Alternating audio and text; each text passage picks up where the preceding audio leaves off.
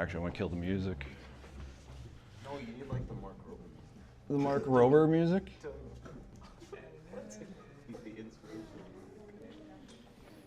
Okay, I got a bit of script to read from, so. All right, welcome to the next season of MiniBots. And I want to actually say thank you to you guys, because you actually are the ones that made this happen. Last year, you guys were super excited. And as you can tell, there's a few more people involved, we're looking to build MiniBots into something a lot bigger. So what we've done is we've turned it into a full product, and we're reaching out to a lot of other robotics teams and schools. And this year is going to be not just us, it's going to be us plus the world, or whoever else actually wants to join us in our MiniBot adventure. So going with that is that we're going to have public events, so from other schools, other teams. With that comes, there's going to be a registration cost. It's going to be quite low, but it's going to help pay for either if we have to get a different venue or if we have to get different things for a larger group. So hopefully events will be bigger than just the small group of us. So we'll announce what that is a little bit later. So as we've productized the MiniBots, we've actually changed the kit from version 2 to version 3. If some of you haven't seen it yet, is version 3, we've actually designed our own circuit board. So instead of it being just the little boards that you had before, we learned a lot from those boards, and all that's been implemented into the new design. So now we have it all on the website with all the information, documentation attached to that. If you already have a kit, yes, you can use that kit for this year's competition. You don't have to get a new kit. So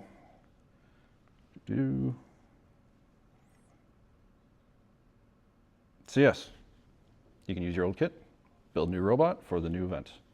So going from there I will start up the video.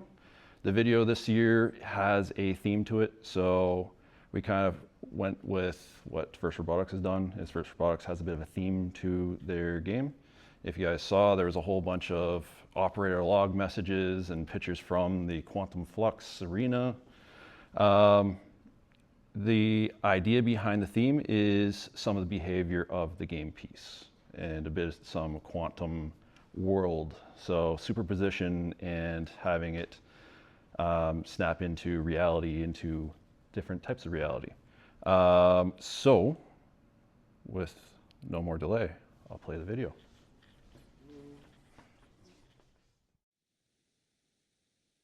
Welcome to Cubic Chaos, a game wrapped in the story of a quantum realm. In the not-so-distant future, humanity uncovers the quantum flux, a strange dimension where energy takes shape as glowing cubes. These cubes are unstable, resting in a state of superposition, shifting between every possibility until they are touched. Then they collapse into certainty, revealing either orange or blue. To enter the flux, humans build MiniBots, small, tough machines guided by human pilots. Their battleground is the Flux Arena, where 9 energy cubes take form in the game we call Cubic Chaos. Inside the arena, time moves in bursts called time gates. At each gate, the flux locks in every cube state and records it into history. In an instant, the balance of power can flip, rewarding teams that planned ahead and punishing those who hesitated. As battles intensify, the flux surges. Stacks of cubes channel greater energy and teams climb to higher levels. Some MiniBots reach for more energy at the edge of level 4, while others fight to disrupt, flipping cubes to steal control or triggering erasure events to block their opponents. Every match is more than a fight. It's a battle with possibility itself. The alliances that learn to command the flux will not only control the arena, they will decide the future. This is Cubic Chaos.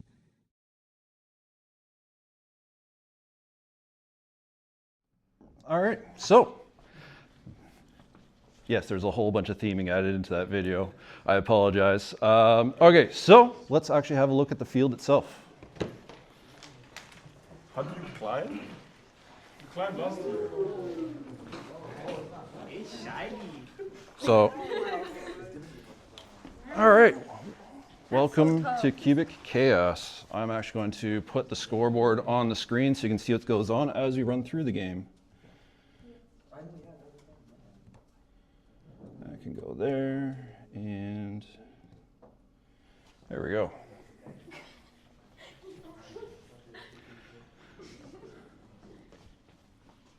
Whoop. Ignore this one, I broke it just before you guys walked in the door. But as you see, we have 9 cubes on the field. We got a orange team and a blue team. Instead of a red team, we switched to orange. Starting configuration is these cubes in the middle start always in these positions. These cubes in this end can start anywhere on level 3. If you notice, there's 4 levels this year. Level 1, 2, 3, 4. Robots start on level 2, not touching the ramp, but they can start anywhere in this space. You can also move these cubes anywhere on this level. You can even do something crazy like that, depending on your strategy.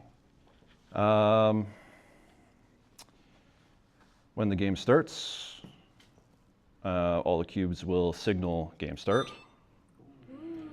And then they're all white. So this is superposition. When you touch a cube, they will then change to a team color. You touch it again, they will change to a different team color. So you go through and you flip as many cubes as you can before 30 seconds. What's at 30 seconds? That's what we call a time gate. At that moment, the field will count how many cubes are your team color. So right now this is 5 seconds. Time gate hit. It added that score to that team. You notice it was 15 points. So what's the difference between these and that? This one's been flipped once. This one's been flipped twice. Flip once, 10 points. Flip twice, 15 points. Flip 3 times. So time gate number 2 is coming. So this is a warning, time gate coming. Time gate hit, everything resets again. So I go again, go around and flip cubes. If you notice, as a cube rotates a little bit, it gets unstable. This is useful when we stack. You see this one? So stable, unstable. So I want to hold that. Oh, there you go.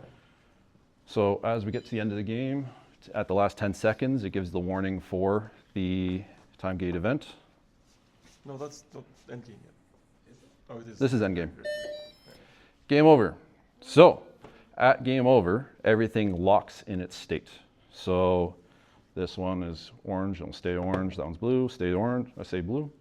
This one is flickery. So what does that mean now is that we're in endgame. So if you stacked, sorry, actually first, the cubes are worth points for each level that they're on at endgame. If they're stacked, there's a multiplier. So do you have the points somewhere? I don't have the points right at the moment. The multiplier. So multiplier is by stack height. The individual levels, I don't have it on the top of my head right now. I gotta look it up.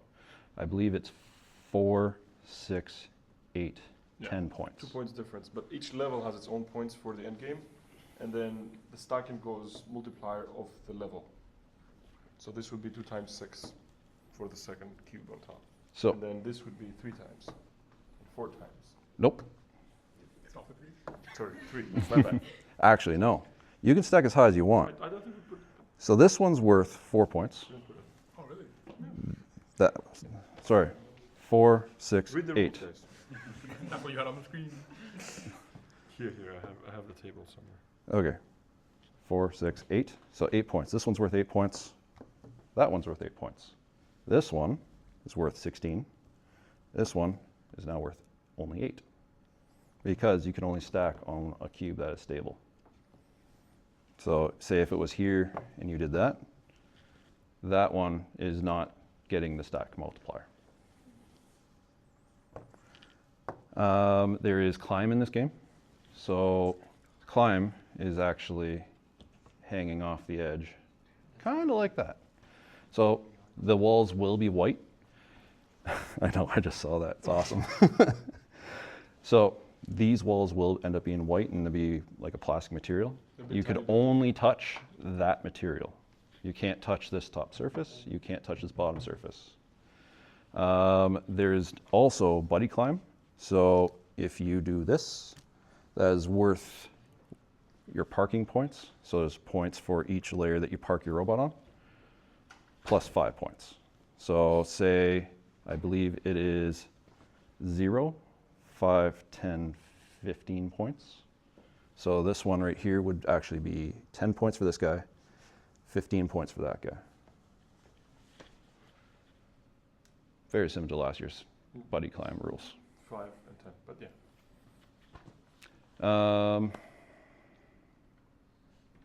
Have I missed anything? So there is flipping the cubes, there's stacking the cubes at endgame, there's placing cubes on different levels at endgame. So the higher the levels, the more points you get. Parking your robot, so parking your robot down low here is no points. Parking your robot on a higher level is more points, and climbing is the highest 20 points. Flipping cubes too fast sends them back into superposition, so they're going to go white. Ah, that's a good point. Okay. Is if you just do this, it's happy. If you do that, it will change to white or superposition, and it'll lock for 5 seconds. So being a little bit gentle with the cubes and have controlled motion is the key. Can be aggressive with players, but not the cubes. You need to be nice with the cubes. That also means it can happen at any time. If it's in your robot and somebody throws your robot over, if that's too violent for the cube, it will go white and lock out. Questions now? You can read the rules for violation points and all that stuff, but there's more details in the manual. So I'll run the game again. I have a question. Go.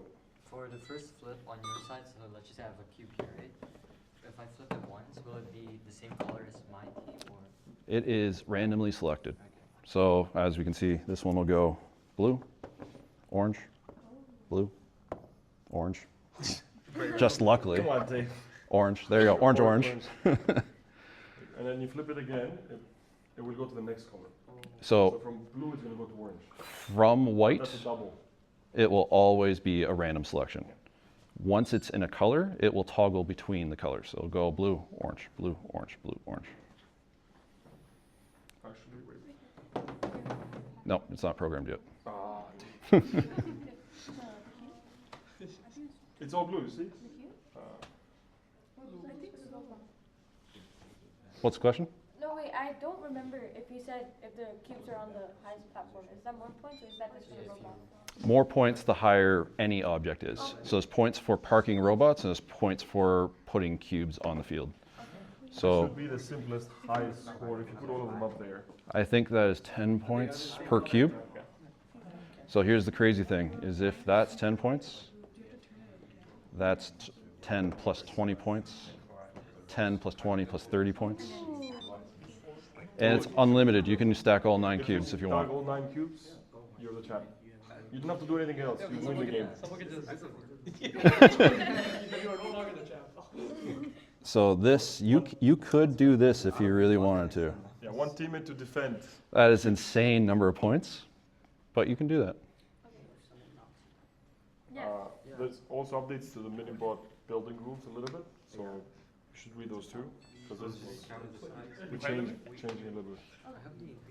Sizing is staying similar, and then weight is staying similar, but there's changes. So you should read them as you read the rules.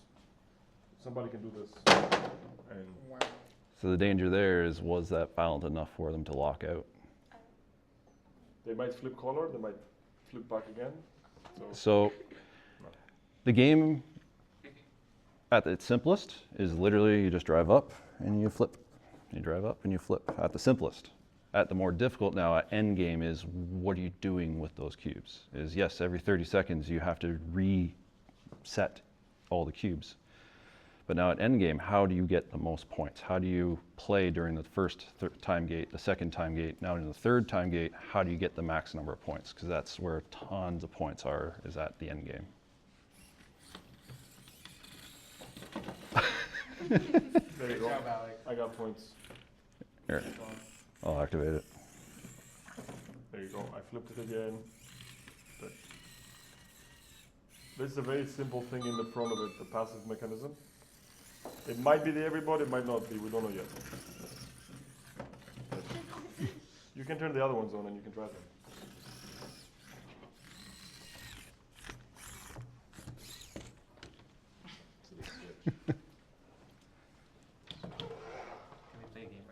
Yeah? Yeah, absolutely. Dude, did you want all this on Back the on. game? Yeah, sure. You have space? Turn on. Guys, smile. Act like you're really. Put your opponent team. It's tank drive, so all of you suck at tank drive, so good luck. Nah, they, They all have. Wow. Who's driving that one? Oh, you.